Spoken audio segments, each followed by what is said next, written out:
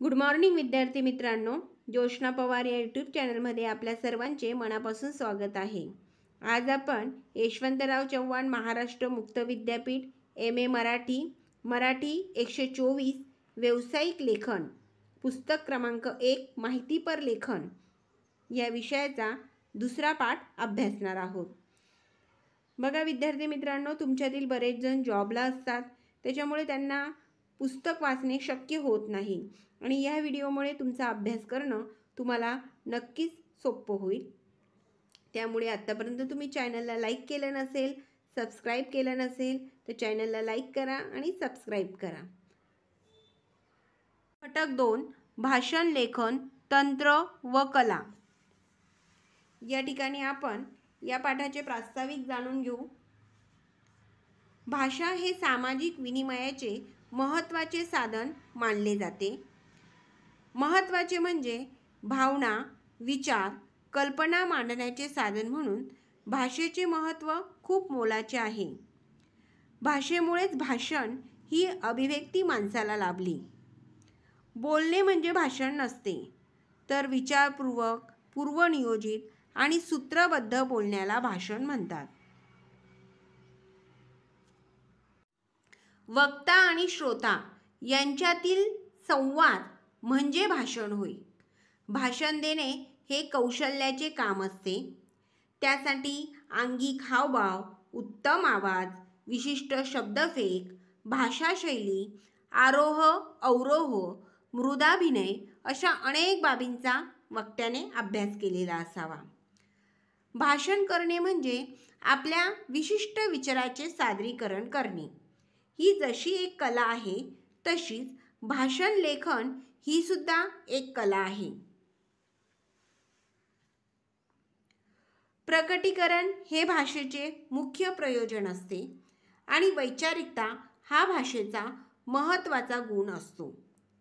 भाषण हे बौद्धिक विचारमंथनाचे क्षेत्र आहे। लिखित भाषणामुळे एखाद्या विषयाची समाजातील आकलन क्षमता वाढते किंवा त्याविषयीची मूलभूत समज वाढते। पुढचा पॉइंट आहे आपला भाषणाचे स्वरूप कसे असावे। क्षेत्र कोणतेही असो, जसे की शिक्षण, साहित्य, कायदा, राजकारण, धर्मकारण, सांस्कृतिक इत्यादी सर्व क्षेत्रात भाषेचा उपयोग करावा लागतो। भाषेशिवाय जगामध्ये कुठलाच व्यवहार संभवत नाही। संवादाच्या माध्यमातून भाषेचा विकास होत असतो। भाषेतून भाषण सिद्ध होत असते। एखाद्या कार्यशाळेत परिसंवादात भाषण करणारा वक्ता विषयानुरूप भाषण करेल। अनेकदा जयंती, उत्सव, पुण्यतिथी, महानिर्वाण, वेगवेगळ्या सभा, मिरवणुका इत्यादी ठिकाणी होणारी भाषणे ही गौरवपर स्वरूपाची व वरवरची असतात। आवेशपूर्ण भाषा आणि लोकांमध्ये चेतना निर्माण करणारी शैली असेल तर अशा सभांमधील भाषणे लोकांना खूप आवडतात। राजकीय भाषणे सुद्धा याच स्वरूपाची असतात। अशा ठिकाणी केली जाणारी भाषणे लिखित असत नाही, ती उत्स्फूर्तपणे केली जातात। मात्र दीक्षांत समारंभ, अधिवेशन, परिसंवाद, चर्चासत्र, व्याख्यानमाळा, साहित्य संमेलने अशा महत्त्वाच्या प्रसंगी केली जाणारी भाषणे लिखित असतात।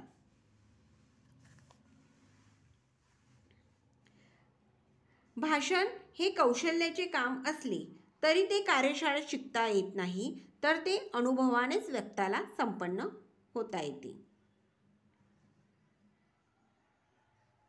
बघा, भाषण हे जरी वाटत असेल की हे कौशल्याचं काम आहे, तरी ते कार्यशाळेत शिकता येत नाही, तर अनुभवानेच वक्ताला संपन्न होता येत असते। भाषण शिकण्याची नव्हे तर समजून घेण्याची आणि करण्याची गोष्ट असते, हे वक्ताने लक्षात ठेवायला हवे। बघा, भाषणासाठी काही आवश्यक घटक आहेत, तंत्र आहेत। भाषण लेखनाच्या तंत्रांचा विचार केला असता भाषण लेखनाच्या 4 पायऱ्या आहेत। पहिली पायरी आहे मूलभूत गोष्टी, दुसरी भाषणाला प्रभावी बनवणे, 3 भाषण तयार करणे, 4 पहिला खरडा आणि त्यानंतर. मूलभूत गोष्टींमध्ये विषय निश्चिती येते, भाषणाची उद्देश निश्चिती,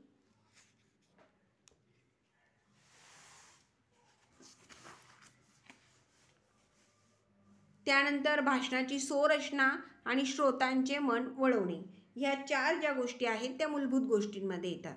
नंतर भाषणाला प्रभावी बनवणे, त्यामध्ये येतं शब्दांची निवड, श्रोतांचे लक्ष वेधा आणि विवेचन करा. त्यानंतर भाषणासाठी आवश्यक असणाऱ्या घटकामध्ये तिसरा घटक आहे भाषण तयार करणे. भाषण तयार करण्यामध्ये भाषणाची सुरुवात अतिशय प्रभावीपणे करावी लागते, म्हणजे प्रास्ताविक महत्त्वाचे असते. त्यानंतर श्रोतांना सामावून घेणाऱ्या संज्ञांचा वापर करायला हवा भाषण तयार करताना. भाषणाचा गाभा समजून घ्यायला हवा. भाषणाचा गाभ्यात आपल्याला मांडवायच्या सर्व मुख्य मुद्द्यांचा समावेश करावा.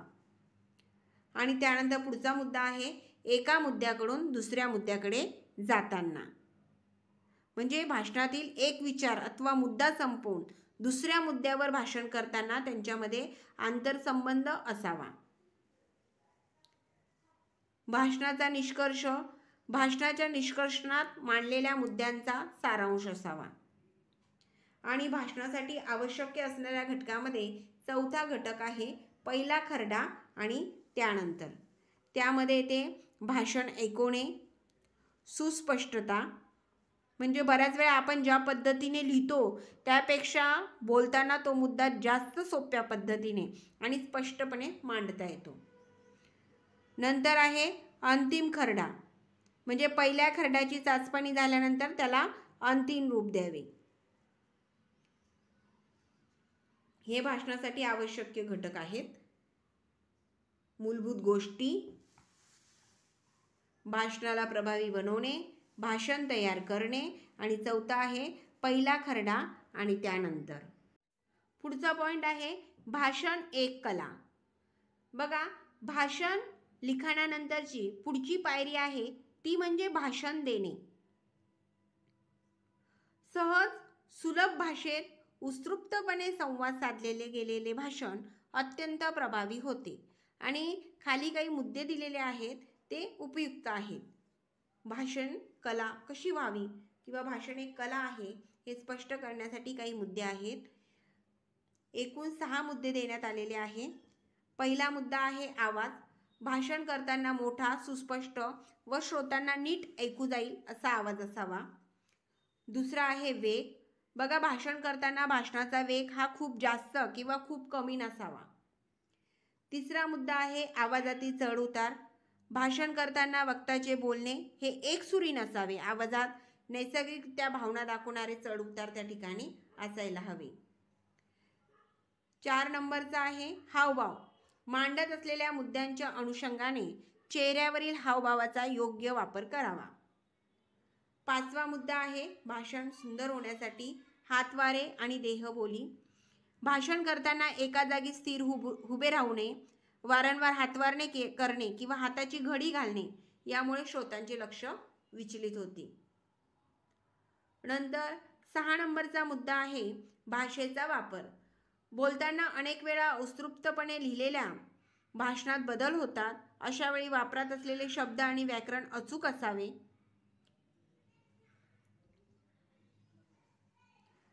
पुढचा पॉइंट आहे भाषणाची संहिता.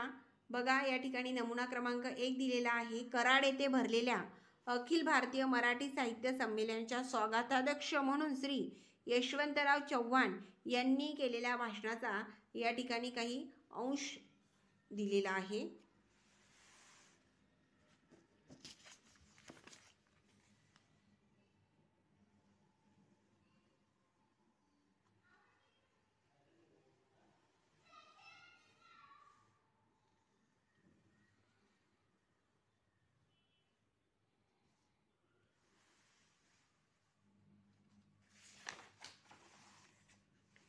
हे यशवंतराव चव्हाण यांनी दिलेले भाषण या ठिकाणी देण्यात आलेले आहे.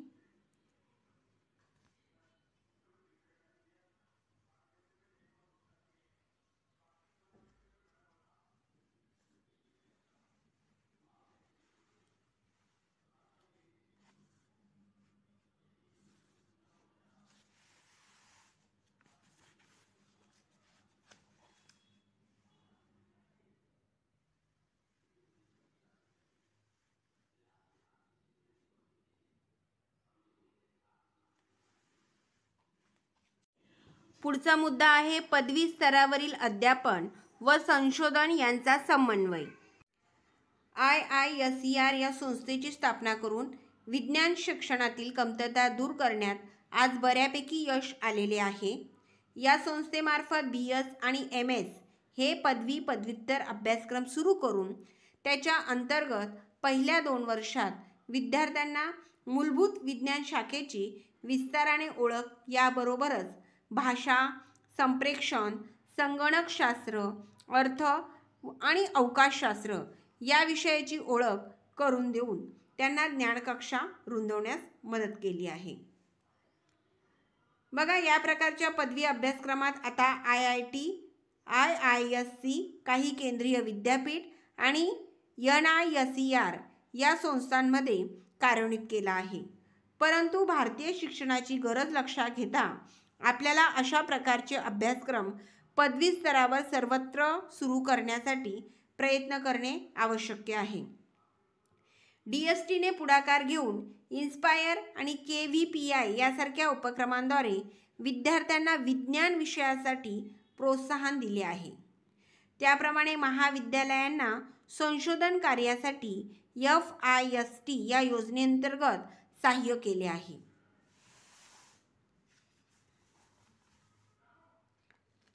शिक्षकांचे प्रबोधन हेच SC, SR, SC आणि विज्ञान प्रबोधिनी अशा व्यावसायिक संस्थांचे जगभरातील महत्त्वाचे अभियान आहे. बघा, शिक्षकांचे प्रबोधन करणे हेच HC, SR, SC आणि विज्ञान प्रबोधिनी अशा व्यावसायिक संस्थांचे जगभरातील महत्त्वाचे अभियान आहे. नंतर आहे पुढचा पॉईंट आहे आपला भारतातील संशोधन निधी. आपल्याकडे व्यक्तिगत पातळीवर प्रमुख संशोधकाला निधी देण्यासाठी आणि DST आणि FISTद्वारे संख्यात्मक सुविधा स्थापित करण्यासाठी सक्षम सूक्ष्मदर्शी पुनरावलोकन यंत्रणा आहे. नवीन STI धोरणात विज्ञान व्यवस्थापनातील या उणीवांची दखल घेतली जावी. चांगल्या शिक्षकांना आकृष्ट करणे हेच आज राज्य विद्यापीठांसमोरील मुख्य आव्हान आहे. पुढचा पॉईंट आहे शिक्षण संस्था आणि उद्योग आंतरक्रिया. शिक्षण संस्था आणि उद्योग यांच्यातील आंतरक्रिया हे एक भारतातील प्रचंड अभावाचे क्षेत्र आहे. विद्यापीठांनी त्यांच्या आंतरिक प्रणालीत या संदर्भात उद्योगांचा समावेश होण्याच्या दृष्टीने लवचिकता ठेवली पाहिजे. त्याप्रमाणे उद्योगांनी विद्यापीठातील प्रज्ञावंत वैज्ञानिकांना आकर्षित करण्याच्या दृष्टीने अध्यासने निर्माण करायला हवीत. अंतिम वर्षातील विद्यार्थ्यांसोबत उद्योगाची सक्रिय गुंतवणूक शिक्षण संस्था व उद्योग दोघांनीही लाभदायक ठरेल. उद्योगाचा CSR निधी अधिकाधिक प्रमाणात शिक्षणात यायला हवा आणि ही गुंतवणूक कधीच वाया जाणार नाही. विद्यापीठाने शिक्षकांना राष्ट्रीय परिषदांचे आयोजन तसेच सहभाग घेण्यासाठी सहाय्य केले पाहिजे. भावी मार्ग. जगविख्यात अशा संस्थांची महत्त्वाची आणि समान गुणवैशिष्ट्ये जगविख्यात संस्थांची. एक आहे असामान्य लोक, शिक्षक व विद्यार्थी असे दोघेही. आंतरराष्ट्रीय पातळीवरील सर्वोच्च संशोधनात्मक उत्कृष्टतेकडे लक्ष केंद्रीकरण. 3. उच्च गुणवत्तेचे अध्यापन व प्रशिक्षण यांच्याशी बांधिलकी. 4. आधारात्मक व सक्षम करणारे प्रशासन. 5. उपलब्धता व उत्कृष्टतेची खात्री देण्यासाठी स्थायी निधी व्यवस्था. आणि 6 आहे योग्य तज्ज्ञांमार्फत कालबद्ध शैक्षणिक सूक्ष्मदर्शी पुनरावलोकन. आमच्या शिक्षण व्यवस्थेत उत्कृष्टता व सुसंगता जर आम्ही पुढील चांगल्या बाबी समाविष्ट करून घेतल्या तर साध्य करणे शक्य होऊ शकेल. 1. गतिशील अभ्यासक्रम, सखोलता व विस्तार असलेले आंतरविद्याशाखीय अध्यापन, प्रश्न विचारून केले जाणारे अध्ययन आणि पृच्छाधारित अध्यापन, अध्यापनाकडे जाणारे संशोधन, भाषिक योग्यता व संवाद कौशल्ये. 6 आहे समस्या निराकरण कौशल्यांचा विकास आणि आजीवन सक्षमता कौशल्यांवरील भर. बघा, म्हणजे हे जे आहेत उत्कृष्टता आणि सुसंगता, जर आम्ही या ज्या खाली बाबी दिलेल्या आहेत या जर समाविष्ट केल्या तर या गोष्टी साध्य करणे शक्य होईल. प्रिय विद्यार्थी मित्रांनो, तुम्ही याची जाणीव ठेवली पाहिजे की ज्ञानाच्या आदानप्रदानाची, संवर्धनाची निष्ठामूल्ये आणि त्याग यांनी मानव समाजाला विघटन व विनाशापासून सांभाळले आहे. जग खूप गतीने बदलत आहे आणि अगदी स्थिर असण्यासाठी सुद्धा आपल्याला गतिशील राहावे लागते, असे कृष्णा एम गणेश यांनी ज्यावेळेस भाषण केले त्यावेळेस त्यांनी सांगितलेले आहे. बघा, या ठिकाणी पाठाचा सारांश दिलेला आहे. आपण सर्वप्रथम या संपूर्ण पाठात हे लक्षात घ्यायला हवे की भाषा ही एक चिन्ह व्यवस्था आहे. ती विशिष्ट नियमांनी बांधलेली असते. भाषेला जोडूनच तिची चिन्ह व्यवस्था आकाराला आलेली असते. या लेखन व्यवस्थेलाच आपण लिपी म्हणतो. भाषा बोलली जाते, ऐकली जाते, लिहिली आणि वाचली जाते. भाषणासाठी या सर्वच बाबी महत्त्वाच्या असतात. भाषण लेखन ही एक कला आहे आणि त्यासाठी एक विशिष्ट प्रकारचे तंत्र असते आणि अनुभवाने हे तंत्र शिकता येते. लिखित भाषणाचे वाचन आणि उत्कृष्ट भाषण यात मोठा फरक असतो. लिखित भाषणाला अधिक महत्त्व दिले जाते. भाषणातून वक्ता विशिष्ट प्रकारचा विचार श्रोतांना देत असतो. श्रोत्यांच्या प्रतिसादावरच भाषणाची परिणामकारकता अवलंबून असते. त्यामुळे विषय आणि वाचक, श्रोता यानुसार भाषा, शब्द व त्यांच्या अर्थछटा यांचे भान ठेवणे आवश्यक असते. वाक्य रचनेतील तर्कसंगती व सुसंगतता, विरामचिन्हांचा वापर, परिच्छेद या बाबीकडे लक्ष द्यायला हवे. विचारांच्या सूत्रबद्ध मांडणीतून आणि आपल्या चिकित्सक वृत्ती आणि बुद्धिवादी दृष्टिकोनातून भाषण आकाराला येत असते. भाषण बोजड व क्लिष्ट असू नये, तर ते नाविन्यपूर्ण आणि ज्ञानवर्धक असणे आवश्यक आहे. या ठिकाणी आपल्याला प्रश्न दिलेले आहेत, त्यांची उत्तरं दिलेली आहेत, त्यांचा आपण अभ्यास करणार आहोत. भाषण म्हणजे काय आणि पहिला प्रश्न आहे, भाषण म्हणजे काय, स्वरूप स्पष्ट करा. त्याचं उत्तर पहा. बोलणे म्हणजे भाषण नसते, तर विचारपूर्वक, पूर्वनियोजित आणि सूत्रबद्ध बोलण्याला भाषण म्हणतात. म्हणून भाषण ही एक कला आहे असे मानण्यात येते. भाषण हा संवाद असला तरी तो समूहाशी असतो. विशिष्ट विचार सांगण्यासाठी, भावनात्मक किंवा रंजनात्मक माहिती देण्यासाठी किंवा अन्य कोणत्याही विषयावरचे प्रकटीकरण असते. प्रश्न क्रमांक 2. प्रभावी भाषण करण्यासाठी आवश्यक घटक कोणते असतात? त्याचं उत्तर पहा. प्रभावी भाषणासाठी वक्त्याकडे काही कौशल्य असावी लागतात, जसे की अंगिक हावभाव, उत्तम आवाज, विशिष्ट शब्दफेक, भाषाशैली, आरोह अवरोह इत्यादी बाबींचा वक्त्याने अभ्यास करायला हवा, कारण भाषण हे आपल्या विचाराचे सादरीकरण असते. 3 नंबरचा प्रश्न, भाषण लेखनाचे तंत्र कोणते? याचे उत्तर पहा. भाषण करणे ही जशी कला आहे तसेच भाषण लिहिणे ही कला आहे, मात्र यासाठी विशिष्ट तंत्रगत अवगत असायला हवे. लिखित भाषणासाठी आवश्यक असणारे मूलद्रव्य लेखकाकडे असतेच, फक्त त्याचा वापर कसा करायचा याचे तंत्र त्याला माहीत असायला हवे. चिंतन आणि मनन यामुळे लिखित भाषण प्रभावी, तर्कशुद्ध, निसंदिग्ध आणि वस्तुनिष्ठ विचार भाषणात महत्त्वाचे असतात. दीर्घोत्तरी प्रश्न क्रमांक 4. लिखित भाषणासाठी कोणत्या बाबी आवश्यक असतात? उत्तर आहे, लिखित भाषणासाठी अधिक वाचनाची आवश्यकता असते. अनुभव संपन्नता आणि सूत्रबद्ध व सुसंगत विचारांची मांडणी असावी. भाषण लिहिताना भाषणाचा उद्देश समोर ठेवून विवेचन करायला हवे. आवश्यक असल्यास छायाचित्रे, तक्ते, नकाशे यांचा योग्य तो वापर करायला हवा. त्यानंतर दीर्घोत्तरी प्रश्नांमधला प्रश्न क्रमांक 5. भाषण ही एक तंत्रशुद्ध कला आहे याचा अर्थ स्पष्ट करा. भाषण ही एक तंत्रशुद्ध कला आहे. बघा उत्तर, भाषण ही एक तंत्रशुद्ध कला आहे याचे कारण भाषण हे अनुभवांच्या आविष्काराचे एक सशक्त माध्यम असते. चिकित्सक आणि बुद्धिवादी दृष्टिकोनातून ते आकाराला येत असते. विषय, उद्देश, स्वरचना आणि श्रोत्यांचे मन वळवणे या बाबी इथे महत्त्वाच्या ठरतात. शब्दांची निवड आणि भाषेवरील प्रभुत्व भाषणाला प्रभावी करत असते. पुढचे लघुत्तरी प्रश्न पहा. लघुत्तरी प्रश्न क्रमांक 1, वक्ता कुणाला म्हटले जाते? भाषण देणाऱ्या व्यक्तीला वक्ता म्हटले जाते. दुसरा प्रश्न, उत्कृष्ट भाषणासाठी कोणते कौशल्य आवश्यक असते?